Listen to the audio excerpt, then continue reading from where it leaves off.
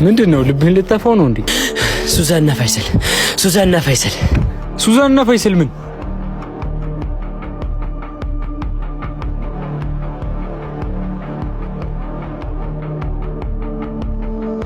ምን? እኔ ጋር ጨዋታ ምን ያክል ዋጋ እንደሚያስከፍል አሳያታለሁ። እቺንማ እንደመጣሽ ጠምዘዘው መግደል ነው እንጂ። ዝም በል አንተ ወሬኛ፣ ወሬውንማ ታውቅበታለህ። ይሄ ለኛ በጣም ጥሩ አጋጣሚ ነው።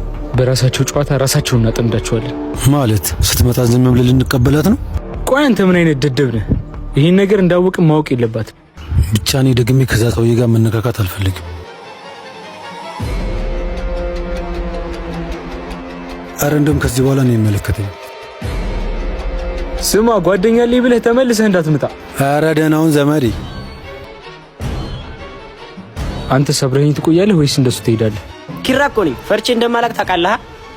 እሱን ተውና የምልህን ታደርጋለህ። በእኔ ጣለው እንዳያሳስብህ። ቆይ እንዳውራኝ ትሰሚኛለሽ? ከዚህ በኋላ አጠገቤ እንዳትደርሺ። ድራማው ጀመረ ይመስላል። ይህኔ እኮ ቤታቸው አጥንተው ነው የመጡ።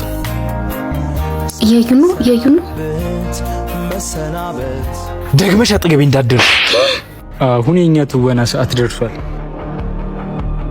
እንዴ ምን አድርጊ ነው የሚልሽ? ቆይ አትሂድ።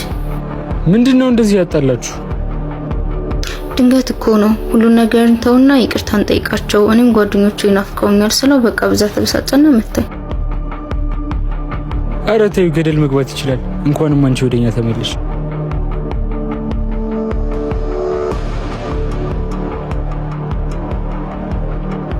ስለ ሁሉም ነገር በጣም ይቅርታሽ። ኧረ ጣጣ የለውም። እኛ አንድ ላይ ስንሆን ነው የሚያምርብን አይደል እንዴ? አዎ